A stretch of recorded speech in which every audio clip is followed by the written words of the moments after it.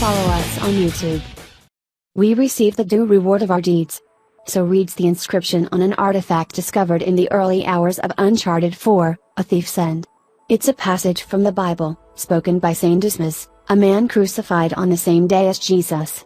He spent years robbing and murdering innocent people before being sentenced to death for his crimes.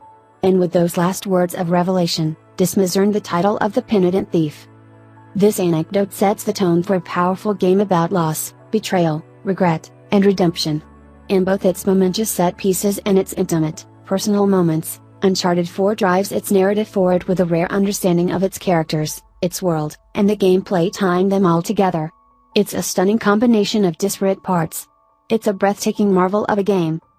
By this point in the series, developer Naughty Dog has led us across the globe in search of famous treasures from equally famous legends. We unearthed El Dorado in the Amazon rainforest, found the Sintamani stone deep in the Himalayas, and entered Aram of the Pillars, a sand-swept city with a religious history of its own.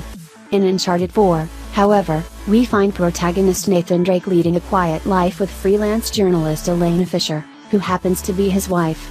They live in New Orleans. They have a 3-bedroom house. They play video games together. But this all changes with the return of Nathan's older brother Sam, who was presumed dead for 15 years. Not only is he alive and well, but he's fallen in with criminals, and needs help paying a debt.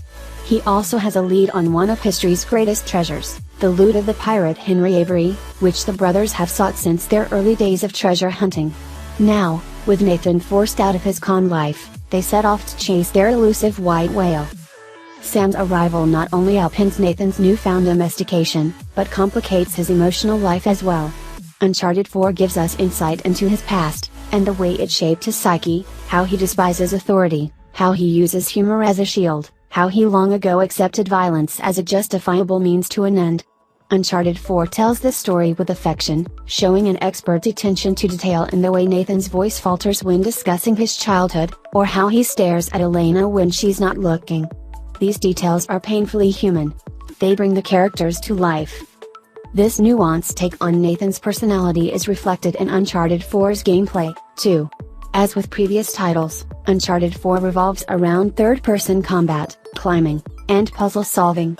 But, unlike its predecessors, this game often lets you sneak past enemy soldiers without doing any harm at all. This is a clear influence from The Last of Us, developer Naughty Dog's darker take on a third-person adventure. Stealth requires a patient, measured approach, but it feeds into the idea of a more reserved Nathan. Uncharted 4's action flows seamlessly alongside its narrative. It's a fluid, believable experience when it all comes together. There are minor mechanical problems. The cover mechanic can send you to the wrong obstacle or wall in the middle of firefights, and rarely, Nathan will grab the wrong ledge when climbing. But these observations wash away within the grand scheme of things. There's always something incredible around the corner to erase the momentary annoyances. Uncharted 4's action flows seamlessly along with its narrative. The game borrows from The Last of Us in terms of structure as well. Much like its cousin, Uncharted 4 embraces a more open approach with much of its level design. There are small sandboxes where you climb towers, learn the layout, mark enemies, and choose to fight through them, or circumvent the group in the interest of a quiet escape.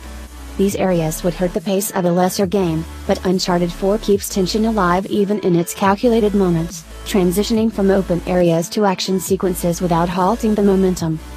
Speaking of, Uncharted 4's set pieces are the best in the series, and among the best coordinated stunts in the medium. There's a heist in Tuscany. There's an acrobatic escape along the cliffs of Scotland. There's a chase through a busy marketplace, and it opens onto farmland as you leap between trucks, slide through the mud, and crash through shacks in the Madagascar countryside. Just when you think Uncharted 4 might settle into a steady rhythm, it throws something new at you with high velocity and incredible power. These sequences give you agency, but also enough guidance to maintain the euphoric rush of a car chase without constantly dying. I'm reminded of Half-Life 2's Escape from City 17, where you sprint through apartments and over rooftops, controlling your character while the game directs you without sacrificing tension in the process. The key difference with Uncharted 4 is how it directs you with its camera and lighting, guiding you to the correct ledge or doorway or crumbling wall as you leap through explosions and plumes of smoke. Audio cues also aid you. Characters shout over the din of gunfire, telling you when to fight and when to keep running. The dialogue makes sense within the moment. And then there's the presentation of it all. The cinematography, both in game and during cutscenes, amplifies the wonder of this gorgeous world. It's not enough to call the jungles lush. They're vibrant. It's not enough to call the game's version of Scotland vast. It's majestic.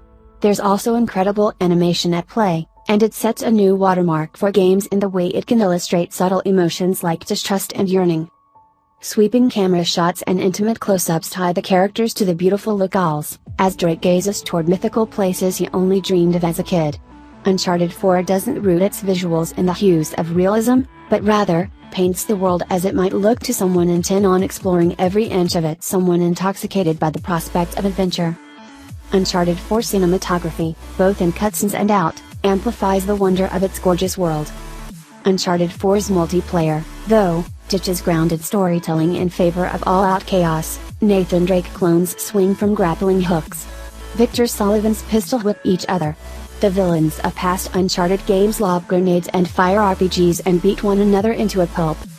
This all plays out in multiplayer mode staples such as team deathmatch and zone control. But then there are mystical attacks that make use of the artifacts we've become familiar with throughout the series. El Dorado summons aggressive specters to attack your foes, the Centimani Stone revives fallen teammates, and the Djinn lets you teleport short distances, linking from spot to spot for a tactical advantage. In addition to these fantastical elements, you can earn gold through kills and revives, and find it scattered across multiplayer maps. It lets you add mysticals to your inventory, but also lets you summon AI snipers and medics to aid your team's efforts. Uncharted 4's multiplayer exhibits the necessary creativity to elevate its already fluid third-person mechanics. But although the multiplayer works well, and features a progression system that can keep you playing past your first few matches, it is not the primary draw. The draw of Uncharted 4 is its remarkable single-player journey. How each of its parts feeds into the same cohesive whole.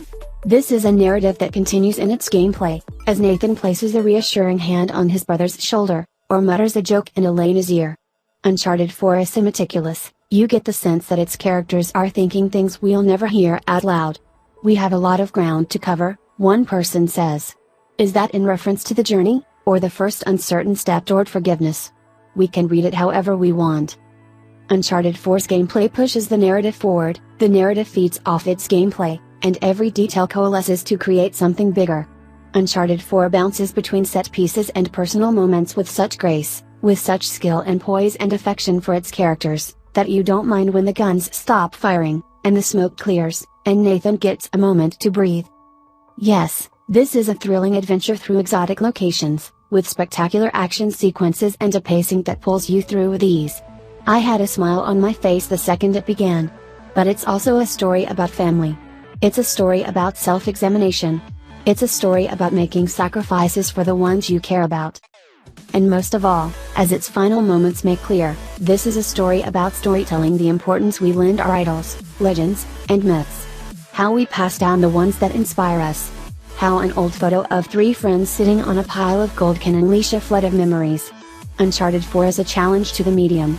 In its writing, in its design, in its understanding of what makes games unique, Uncharted 4 is something to aspire to.